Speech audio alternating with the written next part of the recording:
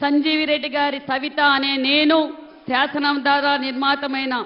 భారత రాజ్యాంగ పట్ల నిజమైన విశ్వాసం విధేయత చూపుతానని భారతదేశ సార్వభౌమ అధికార సమగ్రతను కాపాడుతానని ఆంధ్రప్రదేశ్ రాష్ట్ర మంత్రిగా నా కర్తవ్యాలను శ్రద్ధతో అంతఃకరణ శుద్ధితో నిర్వహిస్తానని భయం గాని పక్షపాతం గాని రాగద్వేషాలు గాని లేకుండా రాజ్యాంగాన్ని శాసనాలను అనుసరించి ప్రజలందరికీ న్యాయం చేకూరుస్తానని దైవ సాక్షిగా ప్రమాణం చేస్తున్నాను. సంజీవి రెడ్డి గారి సవిత అనే నేను